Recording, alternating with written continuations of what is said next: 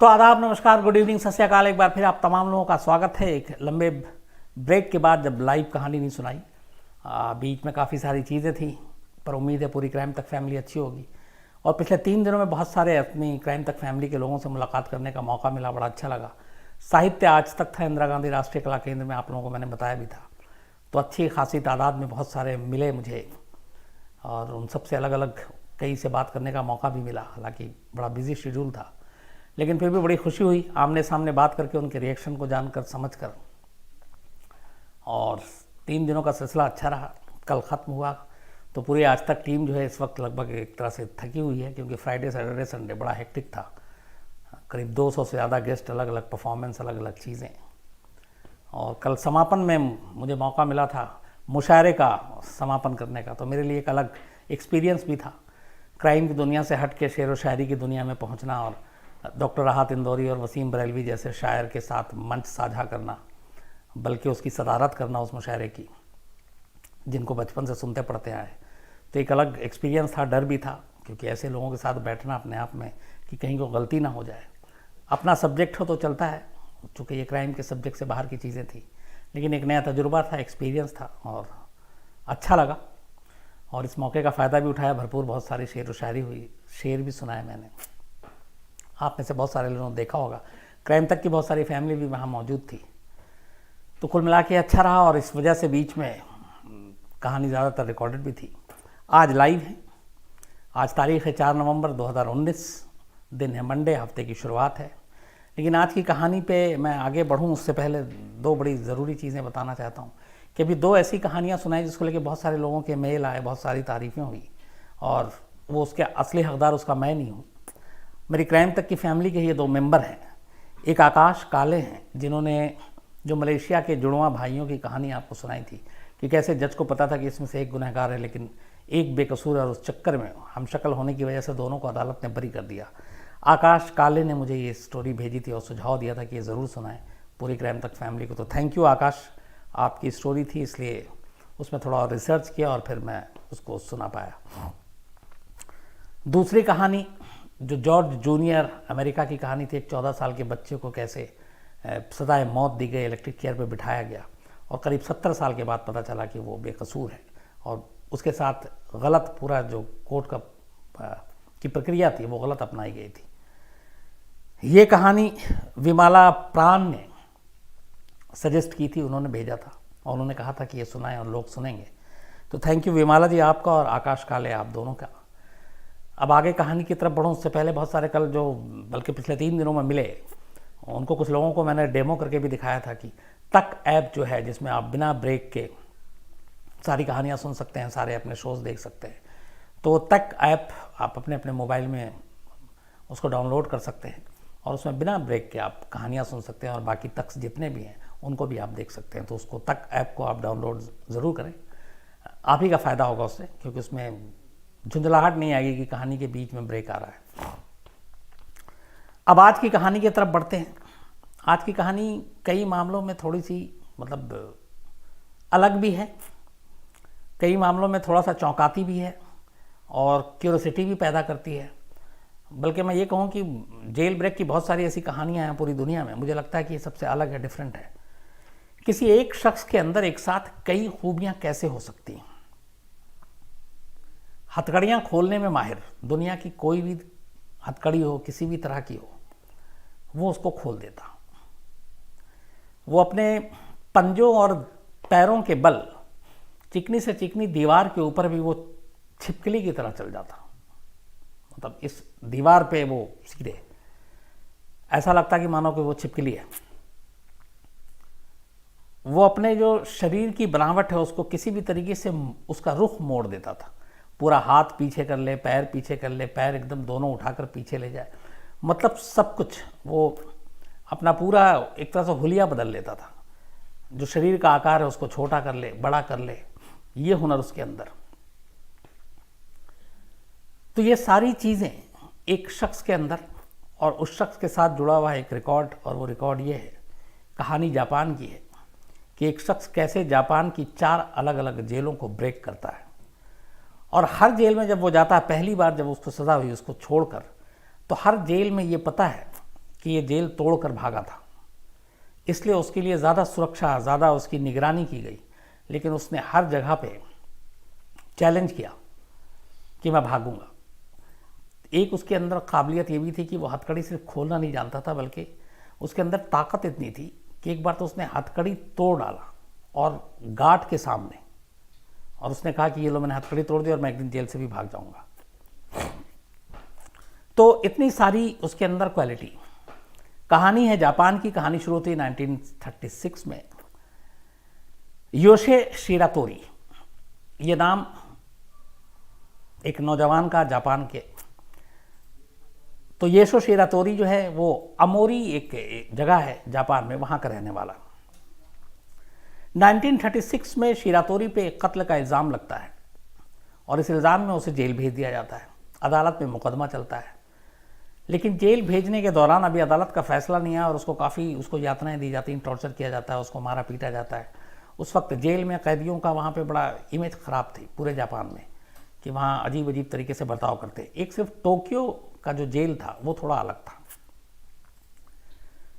तो अमोरी जेल में ये भी जाता है, यहाँ पे उसके ऊपर काफ़ी जुल्म ढाए जाते हैं और कोर्ट में मुकदमा चल रहा था। और उस दौरान में जो सरकारी वकील हैं वो शिरातोरी के लिए सजाए मौत की मांग कर रहे थे और उसे लगा था कि जिस तरीके से मुकदमे की कार्रवाई चल रही, हो सकता है उसे सजाए मौत मिल जाए।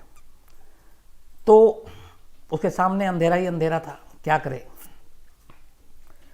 तभी उसने फैसला किया कि वो इस जेल से भाग जाएगा पहली बार 1936 में, गिरफ्तारी के बाद। मुकदमे का भी आखिरी फैसला नहीं आया। अब इसने जेल से भागने का प्लान शुरू किया। सबसे पहले इसने देखा कि जेल में जो गार्ड हैं उनकी ड्यूटी कब कब कहाँ कहाँ होती है, पेट्रोलिंग पे कितने कितने देर में वो लोग आते हैं। उसने करीब 6 महीने इसको ऑब्जर्व किया, बड़ी गहराई से देखा। फिर उसने कुछ चीज़ें उसको समझ में आई। उसे पता चला कि इस जेल के अंदर 15 मिनट के अंदर पेट्रोलिंग होती है। तो जब एक बार 15 मिनट में पेट्रोलिंग होती है तो एक तरफ से जब वो गार्ड गुजरना शुरू करते हैं तो फिर अगर वो गुजर गए तो पीछे के सारी चीज़ें खाली रहती हैं। तो ये चीज़ उसे पता चल गई थी कि इस जेल से भागने के लिए उसके पास सिर्फ 15 मिनट है। 15 मिनट में वो इस जेल से भाग सकता है। लेकिन दिक्कत ये थी कि उन 15 मिनटों में उसको न सिर्फ अपने सेल का ताला खोलना था, बल्कि उसके साथ 6 और दरवाजे थे जिनसे बाहर निकलना था। अब ये अपनी तैयारी शुरू करता है। पूरे जेल की रेकी कर चुका था, गार्ड की पेट्रोलिंग का वक्त मालूम कर चुका था, गैप पता था 15 मिनट।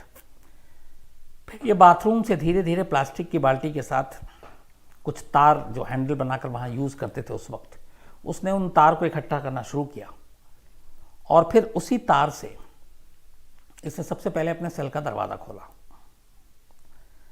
दरवाज़ा खोलने के बाद अभी इसे 5 दरवाजे से और गुजरना था। फिर इसने दूसरा दरवाज़ा खोला, फिर तीसरा, फिर चौथा, फिर 5वां, फिर छठा। और इस तरीके से ये सारे ताले खोलता हुआ इस अमोरी जेल से बाहर निकल गया। ये उसका पहला जेल ब्रेक था। उस वक्त जो सुरक्षा थी, आमतौर पे जेलों में जो ताला और हर सेल में चूंकि कैदी अंदर बंद होते थे, तो ऐसा नहीं था कि हर तरफ गार्ड घूमते रहते थे। 15-15 मिनट में पेट्रोलिंग करते थे और सारे कैदियों का मुआयना करते थे। तो उसके पास ये 15 मिनट था, सारे ताले तोड़े और वहाँ से निकल गया। और ये काम उसने किया था देर रात, बल्कि सुबह 5:30 बजे, और 5:45 बजे तक वो जेल से बाहर था। इसके बाद जब राउंड पे दोबारा गार्ड आते हैं तो वहाँ पे वो देखते हैं कि इसके बेड पे सारा चादर वादर तो ढका हुआ है, लेकिन साथ में कुछ तार वार दिखता है। तो उन्हें शक होता है। उसके बाद अंदर जाते हैं, वो गायब था। हैरान। इसके बाद खैर अलार्म बजता है, ढूंढा जाता है, लेकिन वो मिलता नहीं है, जेल से निकल चुका था। लेकिन ये रिहाई, आज़ादी उसकी सिर्फ 3 दिन की थी। इतनी मेहनत, 6 महीने की कोशिश के बाद उसने जेल ब्रेक किया, लेकिन सिर्फ 72 घंटे वो आज़ाद रहा, बाहर रहा। 72 घंटे के बाद इसी अमोरी इलाके में एक हॉस्पिटल में वो पहुंचता है। पैसे वैसे थे नहीं, और हॉस्पिटल से कुछ सामान चुराने की कोशिश करता है, लेकिन वहाँ के स्टाफ उसको पकड़ लेते हैं। पकड़ने के बाद पुलिस को बुलाते हैं। जब पुलिस आती है तो तब तक इसके बारे में जानकारी दे दी गई थी कि कैदी जेल से भागा है। तो पता चला कि ये योशे शिरातोरी है। अब इसको वापस फिर पुलिस पकड़कर जेल भेज देती है, उसी अमोरी जेल में।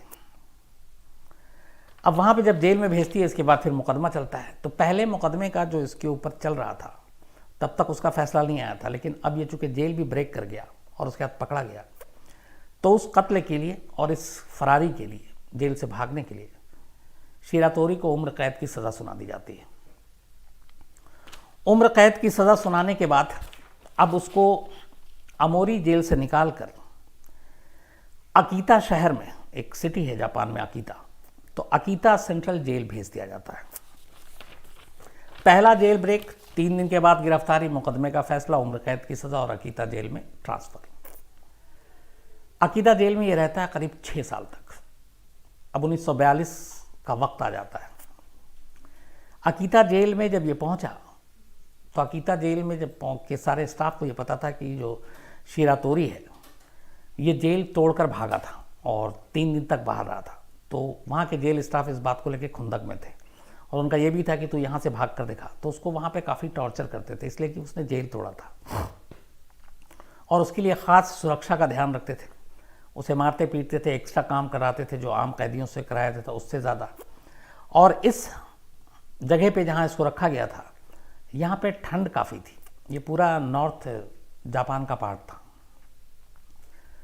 तो वहाँ पे इसको टॉर्चर किया जाता, ठंड में इसको फर्श पे यूं ही सुलाया जाता, गर्मी के कपड़े दिए जाते, ठंड के कपड़े भी नहीं दिए जाते और जब तब इसके साथ बुरा सलूक करते। और ये भागे नहीं इस बार, इसलिए इसको एक ऐसे सेल में रखा गया जो ख़ास डिज़ाइन किया गया था, जो बहुत ही छोटा, जिसमें सिर्फ इसी के लंबाई चौड़ाई का एक शख्स रह सकता था, इसके अलावा कोई नहीं। और उसकी दीवार बेहद ऊंची थी और उस दीवार के चारों तरफ कुछ नहीं था, सिर्फ दीवार से ऊपर में एक जाली थी। उस जाली से ही एक, मतलब छोटी सी जाली इतनी थी उसकी लंबाई चौड़ाई कि एक आदमी मुश्किल से बाहर निकल सकता था, लेकिन ज़मीन से लेकर उस दीवार तक की ऊंचाई इतनी ज़्यादा थी और अंदर में कोई ऐसा साधन नहीं था कि कोई उस जाली तक पहुंच सके। ख़ास तौर पे इसी के लिए ये किया गया था और इसके अलावा इसको हथकड़ी पहना कर रखा जाता। सूरज की रोशनी भी इसके सेल में नहीं आती थी और सारे लोग उसको हंसते भी थे और इसकी हर वक्त निगरानी भी करते थे। मारपीट होता ही रहता था, लेकिन इस जेल का जो मेन हेड गार्ड था उसका नाम था कोबायाशी। कोबायाशी थोड़े से मतलब कूल माइंड का एक अफसर था और वो ज़्यादा बुरा बर्ताव नहीं करता था, बल्कि जब इसको मारा पीटा जाता था तो बीच में आकर वो इसे बचा भी लेता था, फिर उससे हमदर्दी के 2 बोल बोलता था। तो उसे ये लगा कि इस जेल में अगर कोई एक अच्छा इंसान है, जो एक अच्छा गार्ड है, वो कोबायाशी है, तो उसको देखकर उसको थोड़ी सी तसल्ली मिलती थी।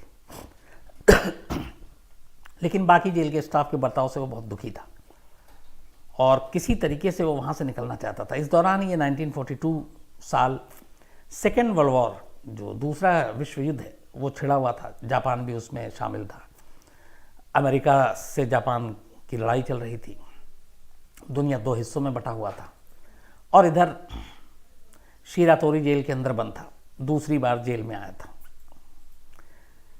इसी दौरान में तारीख आती है 15 जून 1942।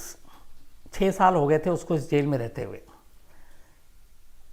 तमाम इसकी निगरानी हो रही थी। उस कमरे में, जिस सेल में इसको रखा गया था, वहाँ से निकलने का कोई रास्ता नहीं था। एक दरवाज़ा था, दरवाजे के बाहर गार्ड, अंदर ना कोई खिड़की, ना कोई और दरवाज़ा, ना कोई और रास्ता। एक बहुत ऊंची दीवार और उस दीवार के ऊपर एक जाली, उस दीवार तक पहुँचने का कोई जरिया नहीं।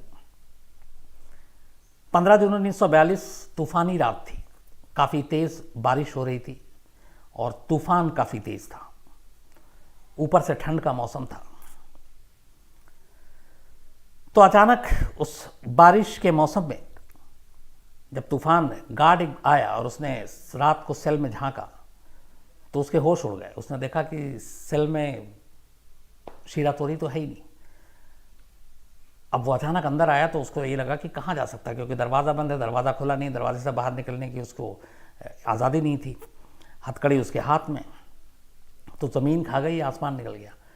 इसके बाद वो फिर अलार्म वलाम बजता है, लेकिन उसका कोई पता नहीं चलता है। इसके बाद पता चलता है कि वो कैसे भागा यहाँ से। हथकड़ी खोलने में उसको महारत हासिल थी, तो हथकड़ी के लिए वो किसी भी एक कोई चीज़ उसे मिल जाए वो उससे खोल लेता था। तो उसने हथकड़ी खोलने का वही तार और बाकी पिन, इन तरीक़ों का इस्तेमाल किया और उसके बाद वो क्या करता था कि रात को जब गार्ड अपनी शिफ्ट बदलते थे तो इसके पास जो 15 या 20 मिनट होता था, उस दौरान में ये अपनी हथकड़ी खोलता। हथकड़ी खोलने के बाद दीवार पे चढ़ने की प्रैक्टिस करता अपने पंजे और पैर के बल पर, और वो ठीक उसी तरीके से जैसे छिपकली दीवार पे चलती है। और वो बिल्कुल कॉपर की दीवार थी, और वो उस चिकनी दीवार पे भी बेहद आसानी से धीरे धीरे प्रैक्टिस करके ऊपर चढ़ना शुरू किया। और वो कई फीट ऊंचाई पर वो जाली थी जहाँ से बस एक हवा आने का जरिया था। तो ये प्रैक्टिस करता, फिर वापस आता, अपनी हथकड़ी को बंद कर लेता, फिर सो जाता। 6 महीने उसने ऐसा किया। 6 महीने के बाद इसको महारत आ गई दीवार पर चलने की, बिल्कुल स्पाइडरमैन के जैसे। उसके बाद ये क्या करता कि जो जाली थी वो स्टील की जाली थी, लेकिन उसकी जो फ्रेम थी चारों तरफ वो लकड़ी की थी। तो जब ये प्रैक्टिस कर करके उस जाली तक पहुंच गया, तो पर उसे लगा कि इस जाली को खोले कैसे, क्योंकि वो स्टील मजबूत, काटने का कोई औजार नहीं और कोई तरीका नहीं, तोड़ने के लिए कोई सामान नहीं। तो ये वहाँ पे जाता और उस लकड़ी के फ्रेम को, जो इसको खाने के लिए कुछ प्लेट और ये सारी चीज़ें मिलती थी और सूप बॉल, उसके ज़रिए वो 15 से 20 मिनट हर रात प्रैक्टिस करने के बाद जब ये दीवार पे चल चुका तो ये ऊपर जाता और उस लकड़ी के फ्रेम को ठोक पीट के किसी तरह से कमज़ोर करने की कोशिश करता, फिर नीचे आता, फिर अपनी हथकड़ी पहनता और सो जाता। करीब महीने गुजर गए। इसके बाद उसे लगा कि अब ये फ्रेम जो है थोड़ा लूज़ हो गया। फिर एक रात उसने चुना, अब उसे मालूम था कि ये फ्रेम आसानी से खुल जाएगा, फिर भी उसने इंतज़ार किया जेल में, क्योंकि ऊपर जाकर छत पे और भागने में फिर एक ख़तरा ये भी था कि उसके पैरों के कदमों की आवाज़ नीचे आ सकती और गार्ड अलर्ट हो सकते हैं। तो उसने इंतज़ार किया कि कोई बारिश हो, कोई तूफ़ान आए, कोई आंधी आए और उसमें उसकी आवाज़ दब जाए। और ये तूफ़ान और ये बारिश 15 जून 1942 को मिला और वो उस रात दीवार से पे चढ़ता हुआ ऊपर पहुंचा। फ्रेम को उसने धक्का मारा, वो खुल गया। छत के रास्ते ये जेल से भाग गया, छिपकली की तरह दीवार पर चढ़कर। अब उसके जाने के बाद चूंकि बारिश और आंधी थी, किसी को पता नहीं चला। शिरातोरी 6 साल के बाद पहली जेल ब्रेक के दूसरी बार अब जेल ब्रेक कर चुका था और वो उस जेल से फिर निकल भागता है। 3 महीने इस बार उसकी आज़ादी थी। पहली बार जब उसने जेल ब्रेक किया तब वो 3 दिन के लिए बाहर था, 3 दिन में पकड़ा गया। दूसरी बार 3 महीने बाद, 3 महीने बीत गए। अब तारीख आती है 18 सितंबर 1942, 18 सितंबर 1942। लेकिन इस बार इस दूसरे जेल ब्रेक के बाद जिस तरीके से वो पकड़ाया, वो भी अपने आप में एक बेहद अनोखी कहानी है। शायद वो न पकड़ा था। जेल से भागने के बाद ये 3 महीना इधर उधर रहा।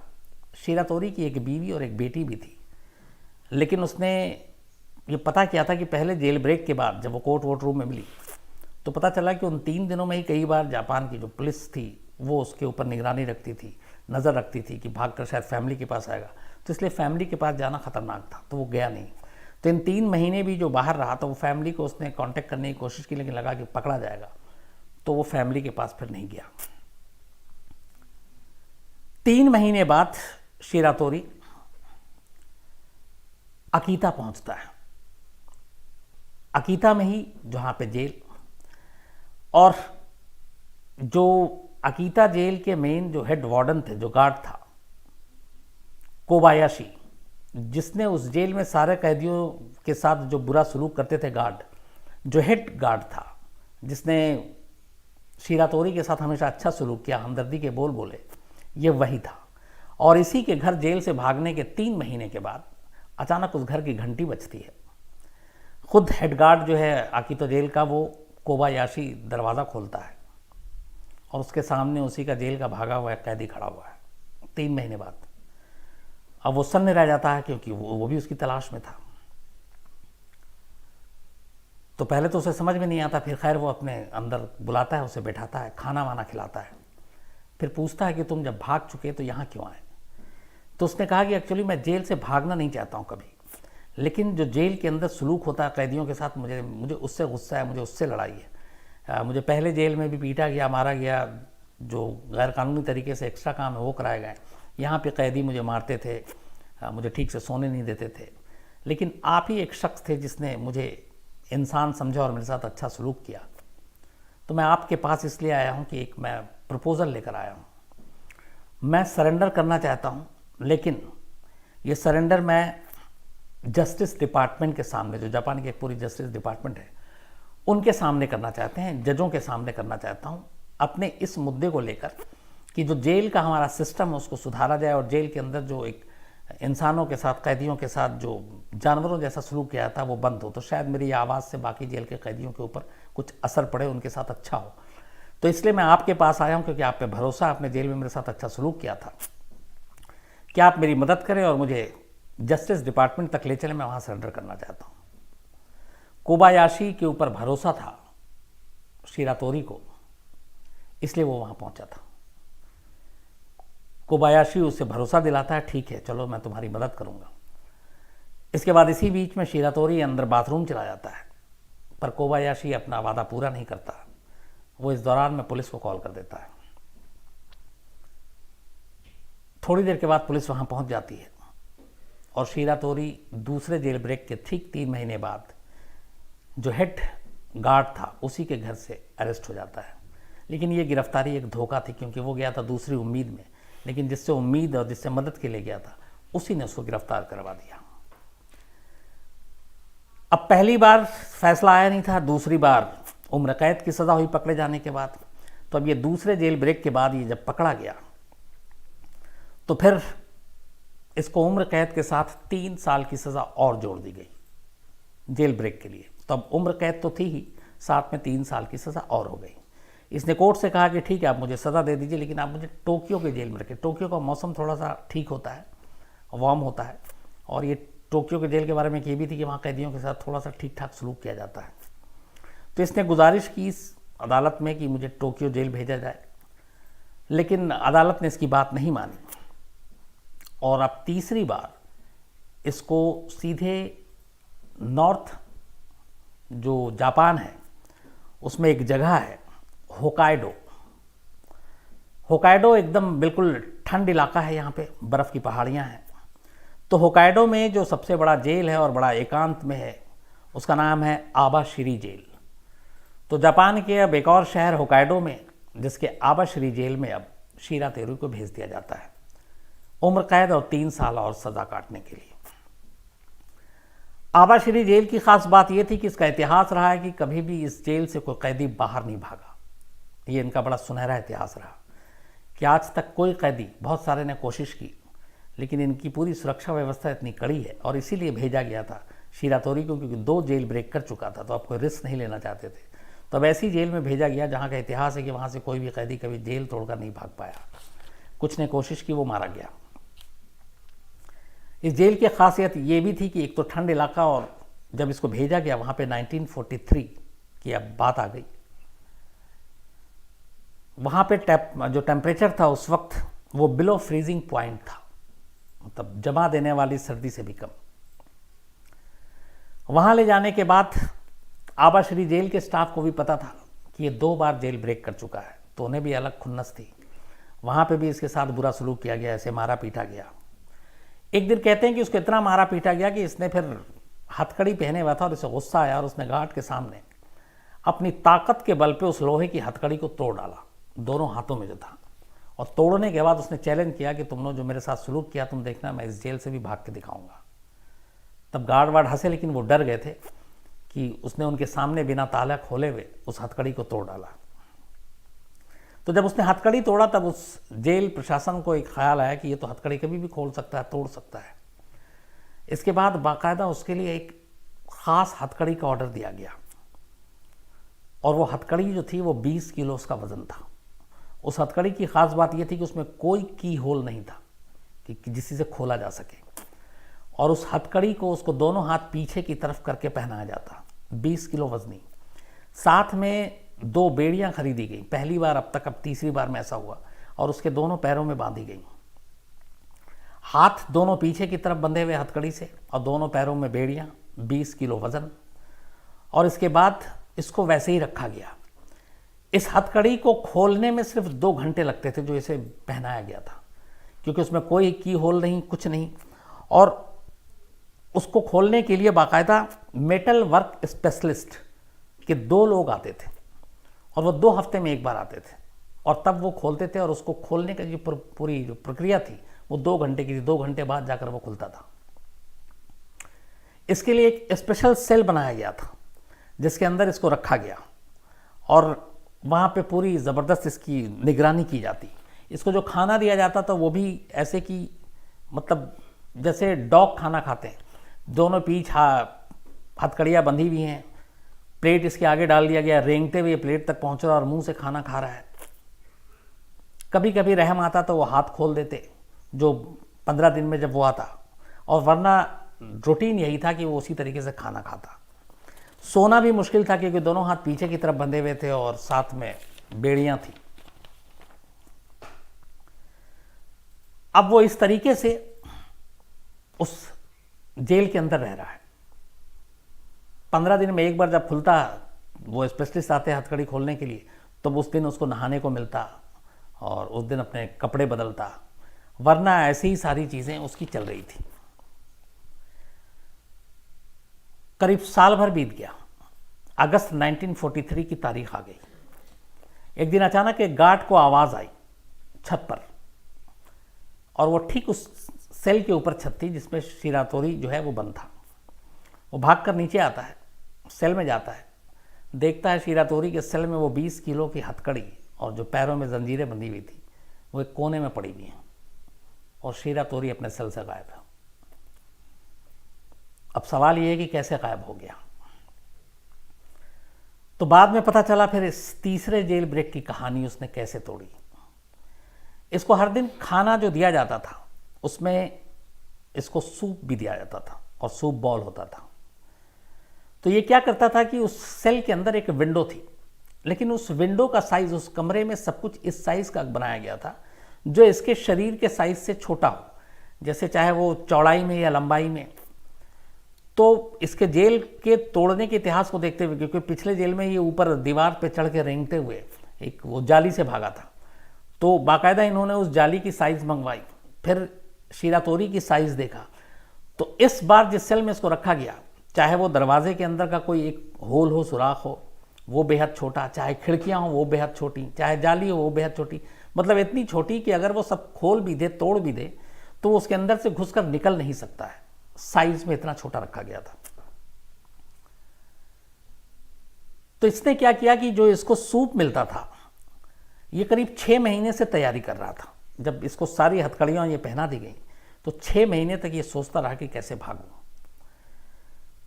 फिर इसके बाद इसने क्या किया कि जब भी इसको खाना मिलता तो रात को ये खास काम करता, जिसको सूप मिलता उस सूप का थोड़ा सा हिस्सा ये कोने में गिरा देता, मुंह से कटोरी उठाकर एक जगह जमा कर देता, और फिर उस सूप को, उस कमरे में एक विंडो है और इसके जो हाथ में हथकड़ी है, पहले अपने हथकड़ी के ऊपर सूप का कुछ हिस्सा उस जगह पे डालता जहां जहां पे ज्वाइंट्स थे हथकड़ी में, और उस ज्वाइंट्स के ऊपर ये डेली डालता रहता। शुरुआत इसने यहां से की। अब क्या था कि जो सूप था उसके अंदर कुछ जो सॉल्ट कंटेंट होते हैं वो सारी चीज़ें थी, जिससे इसे ये भी पता था कि अगर एक ही जगह पे बार बार लगातार ये चीज़ें डाली जाएं, ये सॉल्ट कंटेंट, तो वहाँ पे वो जंग बनाएगा और फिर वो कमज़ोर कर देगा। तो इसने सबसे पहले उस हथकड़ी को, जिसके अंदर कोई की होल भी नहीं थे, सिर्फ जॉइंट्स थे और वो जॉइंट्स खोलने के लिए आते थे एक्सपर्ट, उसने उन जॉइंट्स पे डालना शुरू किया। जब भी इसको खाना मिलता वो सूप अपने जॉइंट्स पे डालना शुरू कर देता। धीरे धीरे ये कई महीने लगे और वो जॉइंट्स कमज़ोर हो गया। फिर उसने उस जॉइंट्स को तोड़ा। इसके अंदर एक और काबिल थी कि ये ताकत पता नहीं कहाँ से लाता था। तो उसने इस तरीके से जॉइंट्स को तोड़ा कि पता ना चले। लेकिन जैसे ही इसने जॉइंट्स को तोड़ा तो इसे मालूम था कि अब उसके पास ज़्यादा वक्त नहीं है, क्योंकि एक्सपर्ट भी कभी आ सकते हैं। और साथ में वो सूप का हिस्सा कुछ जो है वो फेंकता था। एक विंडो था, तो उस विंडो के ऊपर साइड में जहाँ पे भी जंग लगे। करीब 6 से 7 महीना बीता इस रूटीन काम में। उसके बाद उसका मकसद कामयाब हो गया। वो हथकड़ी जो है उसकी टूट गई, वो जो विंडो थी वो कमज़ोर हो गई। हथकड़ी टूटने के बाद उसने विंडो तोड़ा और फिर उस जगह से, उस विंडो के ज़रिए उस जेल से भाग गया। ये उसका तीसरा जेल ब्रेक था। लेकिन यहाँ से जब वो भागा तो जेल के जो जेलर और बाकी लोग थे वो बहुत ज़्यादा मतलब उनको गुस्सा नहीं आया, वो खुश हुए, इसलिए कि जेल ऐसी जगह थी जहाँ पे एक चारों तरफ बर्फ़ की पहाड़ी थी, एकांत में थी, और फ्रीज कर देने वाला टेम्परेचर था। कपड़े इसको ऐसे दिए नहीं जाते थे, ठंड में रखा जाता था। और सबसे कमाल ये था कि जो जिस जगह से ये निकल के भागा था, वो मैंने आपको जैसे शुरू में कहा कि वो सारे होल और सारी चीज़ें इतनी छोटी रखी गई थी जो इसके साइज़ से ये बड़ा था और साइज़ उसकी छोटी, उसमें घुस के वो निकल ही नहीं सकता था। लेकिन इसकी तीसरी काबिलियत पता चली, वो ये कि अपने जॉइंट्स को, अपने शरीर के हिस्से को डिसलोकेट कर देता था।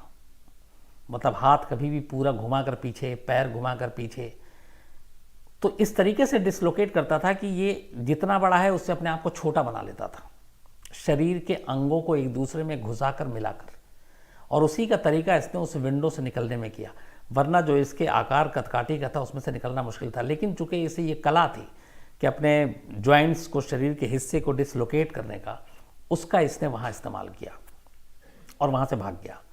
लेकिन अब इस जेल को लगा कि अगर भाग गया तो ये मौत के मुंह में गया, बचेगा नहीं, इसलिए कि एक तो बाहर तूफान, पूरा बर्फ़ की पहाड़ियाँ चारों तरफ, और वहाँ पे जानवर, ख़ास तौर पर भालू और भेड़िए। तो ये सब खुश हुए थे कि ये बचेगा नहीं। खाना पूर्ति के लिए कुछ दिन तलाश किया लेकिन मिला नहीं, और इसके बाद शीरा तोरी गायब। इसी दौरान में होता यह है कि अगस्त 1945 में अमेरिका के आगे जापान सरेंडर कर देता है। अब अमेरिका की वहाँ पे थोड़ी सी बादशाहत हो गई एक तरह से जापान में। सेकेंड वर्ल्ड वॉर का माहौल था, जापान सरेंडर कर चुका है। लोग, पुलिस प्रशासन शीरा तोरी को धीरे धीरे भूल गई और किसी को याद ही नहीं रहा कि भागा, क्योंकि हालात इतने देश के खराब थे। करीब ये अगस्त 1945 की बात है जब ये सब कुछ हुआ था, और जापान में अब धीरे धीरे चीज़ें बदल रही थी, पुलिस प्रशासन को भी लेके और जेल को भी लेकर। 2 साल बीत गए, शीरा तोरी गायब। 2 साल के बाद पता चला कि शीरा तोरी जिंदा है। कैसे? जेल से भागने के बाद वो बर्फ़ की पहाड़ियों की तरफ गया, शहर की तरफ नहीं गया, और वहाँ जाकर उसने एक सुरंग ढूंढा। उस सुरंग को उसने अपना आशियाना बनाया। पूरी दुनिया से वो कटा रहा और 2 साल उसने उस सुरंग में अकेले गुजारे। खाने के लिए वो स्क्रैब और बाकी जो जंगली जानवर थे उनको मारता और उनके सहारे ही जिंदा रहा। जब 2 साल हो गए तब उसे लगा कि अब बहुत हो गया, अब चलते हैं, लोग भूल गए होंगे, पुलिस भी पीछे नहीं पड़ी होगी। तो जापान में एक शहर है साप्रो, तो इसने कहा कि अब साप्रो शहर जाना, वहाँ से इसको अपनी बीवी और बेटी का कुछ संपर्क का पता करना था, निकालना था उनका पता। तो इस पहाड़ी इलाके से करीब 50 दिन के बाद वो साप्रो शहर पहुंचता है। जब साप्रो शहर पहुंचता है तो वो चौंक जाता है। वो देखता है कि जगह जगह अमेरिकन सोल्जर्स घूम रहे हैं, जापानी की जगह इंग्लिश में न्यूज़पेपर आ रहे हैं और बहुत सारे दीवार पे और ये सारी चीज़ें लगी हुई हैं। और वहीं उसे न्यूज़पेपर के ज़रिए पता चलता है कि हिरोशिमा और नागासाकी पे एटम बॉम्ब गिरा और इतने लोग मारे गए। ये सारी चीज़ें उसे अब उस पहाड़ी इलाके से आने के बाद पता चली। ये सारा अखबार पढ़ने के बाद अब उसे जब सच्चाई पता चली तो अब उसे लगा कि इतने सारे हालात बदल गए हैं, तो अब शायद उसके लिए ख़तरा कम है, पुलिस भी पीछे नहीं पड़ेगी। तो अब निकलता है, आगे की तरफ बढ़ता है। लेकिन उसे भूख लगी थी, रास्ते में एक टमाटर का खेत मिलता है। वो उस टमाटर के खेत से कुछ टमाटर लेकर तोड़कर खाने लगता है। किसान देख लेता है, उस खेत का मालिक। किसान के साथ इसका झगड़ा होता है। इस झगड़े के दौरान किसान उसके ऊपर हमला कर देता है, क्योंकि वहाँ पे ये था कि चोरी वोरी, काफ़ी चोर भी थे। तो किसान को लगा कि ये कोई चोर है। तो उस हमले में, आपसी गुत्थम गुत्थी में, जो किसान जिस चीज़ से अटैक कर रहा था उसी को लेकर शीरा तोरी जो है वो किसान पे हमला कर देता है और इत्तेफाक से इस आपसी लड़ाई में उस किसान की मौत हो जाती है। तो एक एक्सीडेंटल डेथ थी। आपसी झगड़ा में बचने बचाने के लिए वो हथियार उसी को लग जाता है और किसान मर जाता है। किसान मरता है, ये भागता है, लेकिन तब तक बाकी लोग आ जाते हैं और शीरा तोरी को पकड़ लेते हैं। तो इस तीसरी जेल ब्रेक के बाद शीरा तोरी करीब 2 साल तक आज़ाद रहा और उसके बाद पकड़ा गया। पहली बार 3 दिन, दूसरी बार 3 महीने, तीसरी बार 2 साल। 2 साल की आज़ादी के बाद अब वो फिर पकड़ा जाता है और इस बार चूँकि एक किसान के कत्ल का इल्ज़ाम था तो उसको पकड़ने के बाद फिर सापरो जेल भेज दिया जाता है और सापरो की डिस्ट्रिक्ट कोर्ट अपना फैसला सुनाती है 1947 में और शिरातोरी को मौत की सज़ा देती है क्योंकि उसके ऊपर कत्ल का इल्ज़ाम था। मौत की सज़ा सुनाने के बाद अब इसको सापरो जेल भेज दिया गया। अब ये था कि इसको कभी भी मौत की सज़ा दी जा सकती है। इतिहास ये था कि ये 3 जेल ब्रेक कर चुका था, पूरे जेल प्रशासन को सब कुछ मालूम था, तो आपकी कोई रिस्क नहीं लेना चाहते थे।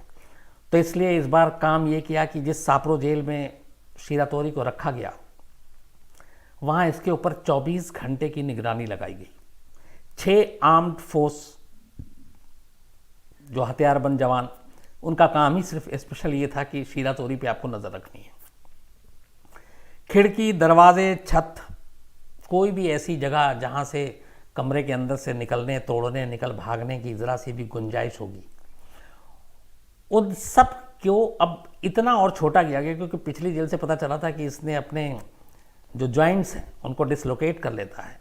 तो उन्होंने कहा कि एक चीज़ पता की उन्होंने फिर कि ये जॉइंट्स तो डिसलोकेट कर सकता है लेकिन अपने सर को छोटा या बड़ा नहीं कर सकता है।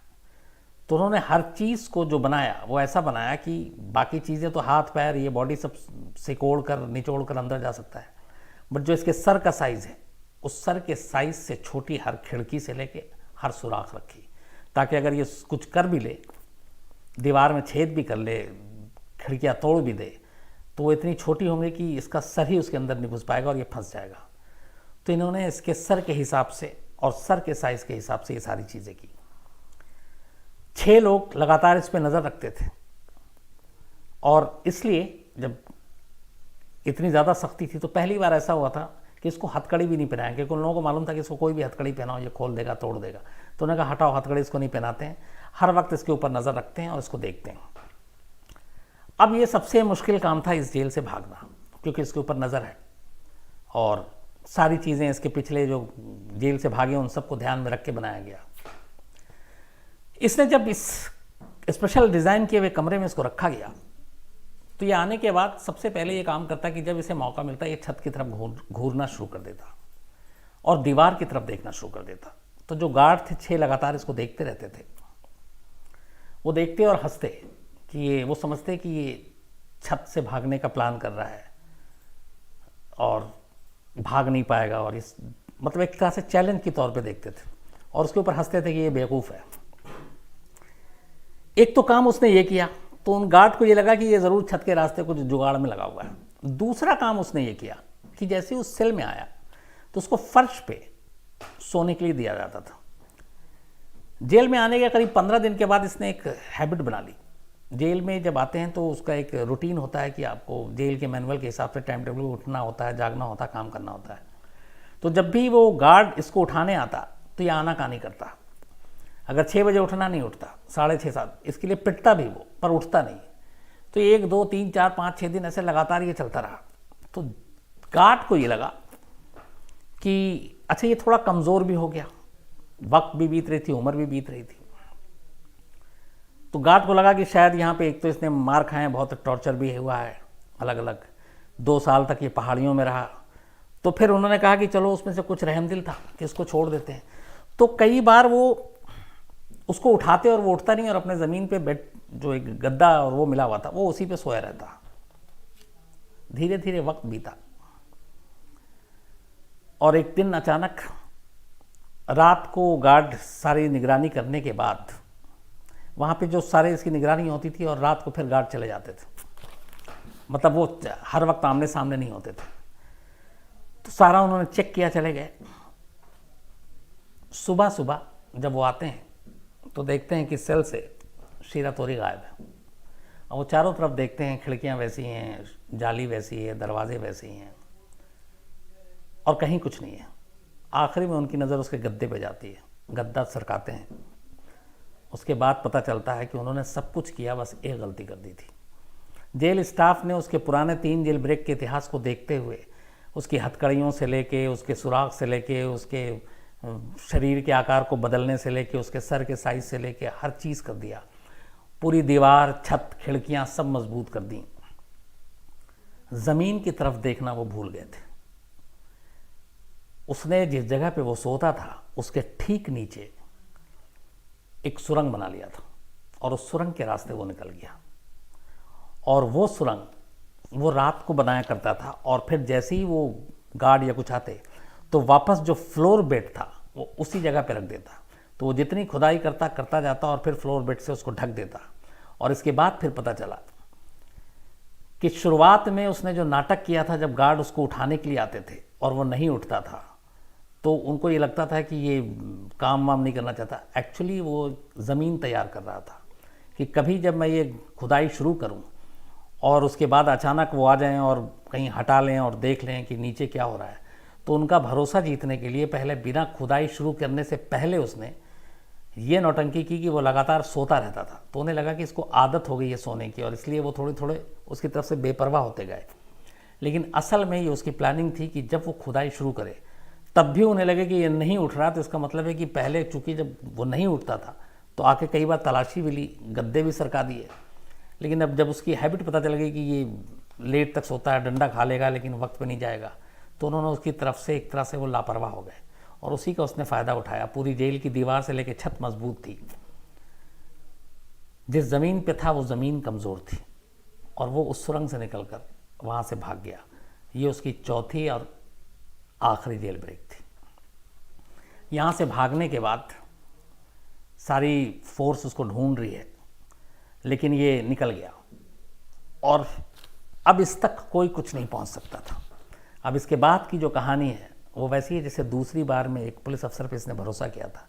अब चौथे जेल ब्रेक के बाद एक दिन अचानक एक जगह पे ये बैठा हुआ था शहर में। एक सप्रो शहर है जापान में, 1948 की ये बात है। 47 में ये जेल तोड़ के भागा था। लगभग साल भर बीत गया। साल भर बीतने के बाद ये एक दिन एक सप्रो एक जगह पे पब्लिक प्लेस पे बैठा हुआ था। इतने में एक पुलिस अफसर आकर अचानक बाकायदा अपनी यूनिफॉर्म में इसके बराबर में बैठ गया। शिरातोरी घबरा गया क्योंकि इसके बराबर में एक पुलिस अफसर बैठा हुआ था। अब अभी तक कोई बातचीत नहीं हो रही। थोड़ी देर के बाद वो पुलिस अफसर एक सिगरेट जलाता है और सिगरेट पीना शुरू कर देता है। ये उसको देखता रहता है। अब ये भी सोच रहा था कि मैं उठ के अचानक चला जाऊँ, उसे शक ना हो जाए, मैं पकड़ा ना जाऊँ, क्योंकि दिल में चोर था। थोड़ी देर के बाद अचानक वो पुलिस अफसर सिगरेट पीते पीते सिगरेट का पैकेट निकालता है और उसमें से एक सिगरेट शिरातोरी को ऑफर कर देता है। वो पुलिस अफसर की तरफ देखता है, सिगरेट लेता है, सिगरेट जलाता है, सिगरेट पीता है। उसके बाद अचानक उसके दिमाग में आता है कि इतने सारे पुलिस अफसरों ने इतने सारे जेल में उसके साथ जुल्म किया, जुल्म ढाया। एक हेड गार्ड पे उसने भरोसा किया, उसने उसकी बात नहीं मानी। और एक ये जो अपनी यूनिफॉर्म से लग रहा है कि बहुत बड़ा अफसर है पुलिस का, ये मुझे सिगरेट दे रहा। और उस वक्त सिगरेट लग्जरी की गिनती में आती थी, मतलब अमीरों के शौक थे, महंगे थे, सेकेंड वर्ल्ड वॉर की बात है।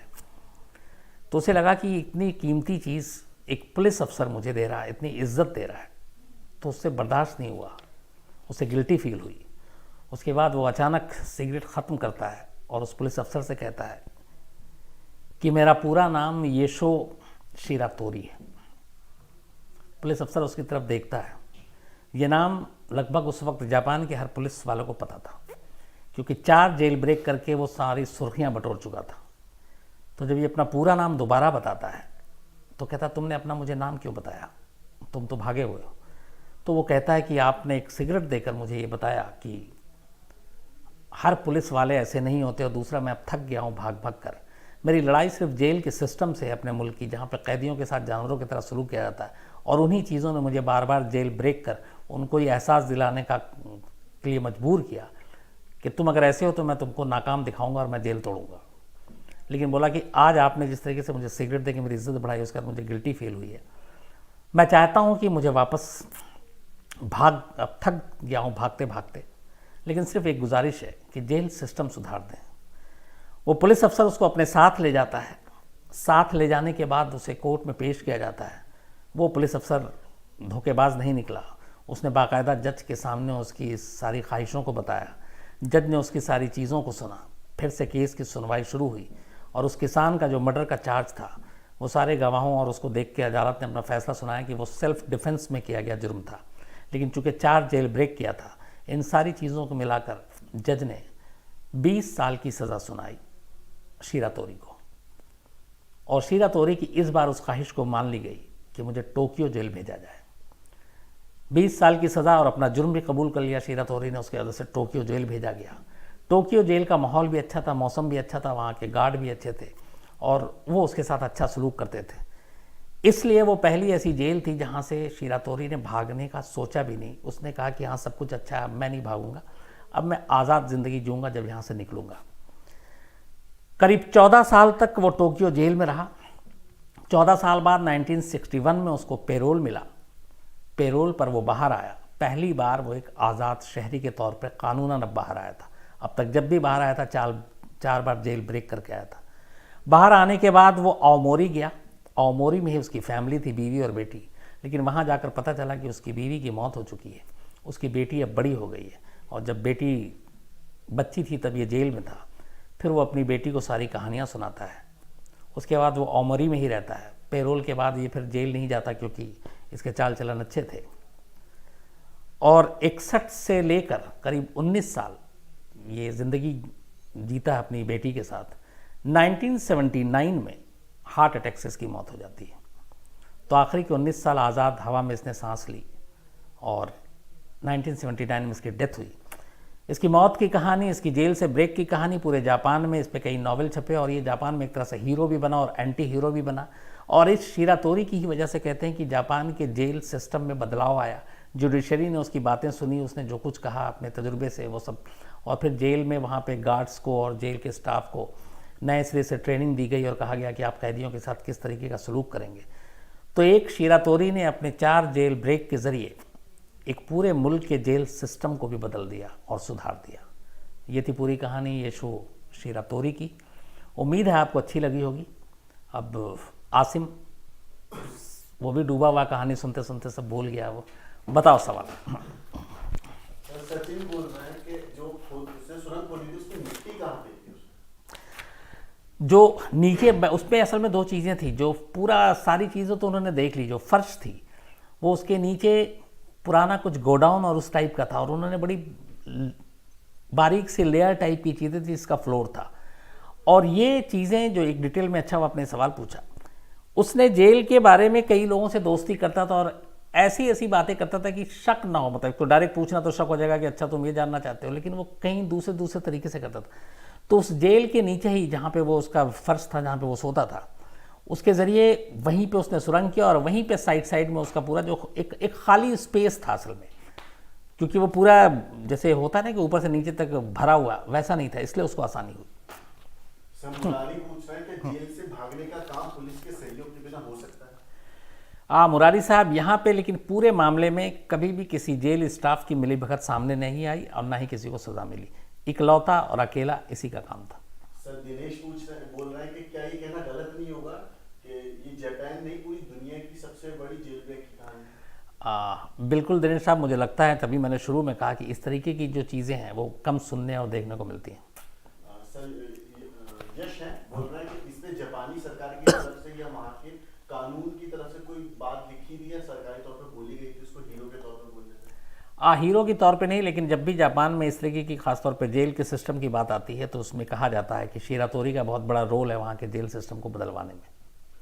सर अजीत बोल रहे हैं कि सर कल साहित्य में आए थे लेकिन आप उस टाइम व्यस्त थे, आपसे मुलाकात नहीं हो पाई, अब 1 साल इंतजार करना पड़ेगा। अजीत साहब, ऐसा नहीं 1 साल इंतज़ार करना पड़ेगा, कभी किसी दिन मौका मिलेगा ज़रूर आपसे मुलाकात होगी। यहाँ बहुत सारी चीज़ें थी इसलिए बहुत सारे लोगों से मुलाकात नहीं हुई, लेकिन जितने लोगों से मैंने कोशिश की, बहुत सारे, कम से कम मुझे लगता है सैकड़ों लोगों से मेरी मुलाकात होगी जो क्राइम तक की फैमिली, बल्कि कुछ तो मुझे अच्छा भी लगा, ज़ोर से दूर से चिल्ला रहे थे सर हम लोग फैमिली वाले हैं, तो वो भी मुझे अच्छा लगा।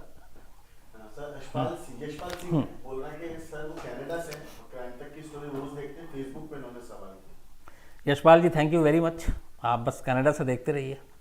सर अनुराग श्रीवास्तव बोल रहे हैं सर क्राइम में साइबर फ्रॉड को भी ऐड करिए, उससे रिलेटेड कोई कहानी? जी अनुराग साहब, मैं साइबर फ्रॉड पे भी एक से एक कहानी है, मैं जल्दी सुनाता हूँ।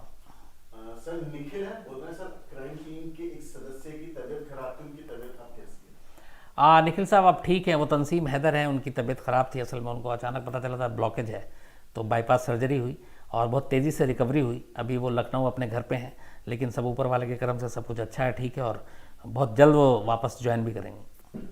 सर ओनली न्यूज़ 24/7 करके अकाउंट है, बोल रहे हैं सर हमारी टीम आज तक के साहित्य आपसे मुलाकात नहीं हो पाई। मंजू, दिलीप, सौरभ और फिजा का नाम लेंगे तो हमें मंजू, दिलीप, सौरभ, फिज़ा, मुझे भी अफसोस है आप लोगों से मुलाकात नहीं हुई, लेकिन चलिए फिर कभी मुलाकात होगी।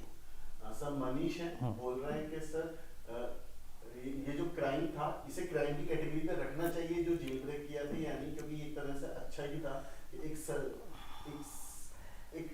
मनीष साहब, जेल ब्रेक अपने आप में क्राइम की कैटेगरी में आ जाता है, क्योंकि जहाँ पे भी रूल और नियम और कानून को तोड़ा जाता है, ब्रेक होता है। जेल ब्रेक तो वैसे ही जुर्म है, तो बिल्कुल ये क्राइम की कैटेगरी में है। सर मेहुल पूछ रहे इंडिया में जेल कैदियों की हालत कैसी है? इंडिया में मेहुल साहब अलग अलग जेलों की अलग अलग हालात है, लेकिन हालांकि मैं तो दूसरी बात बता रहा हूँ कि जापान वाले की कहानी छोड़ दीजिए, अपने यहाँ तो जेल में ही लोग मौज काटते हैं।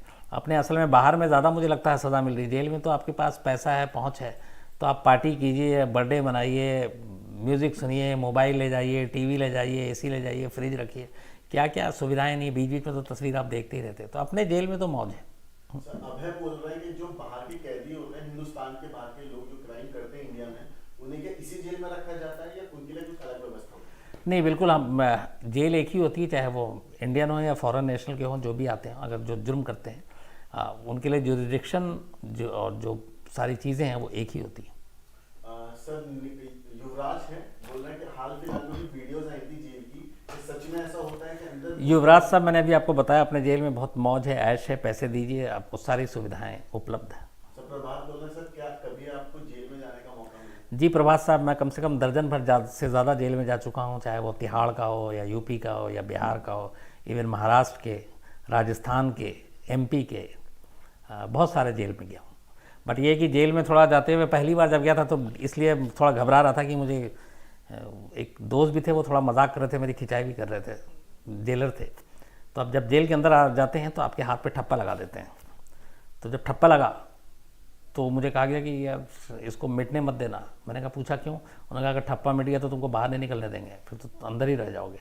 तो पूरे जेल के अंदर पहली बार का एक्सपीरियंस था कि मैं घूम रहा था, सब अच्छा, गर्मी का दिन भी था, तो मैं बार बार बस इसी को देख रहा था, यार ये कहीं ना मिट जाए, कहीं पसीने से ना मिट जाए और मालूम है मैं अंदर ही रह जाऊँ।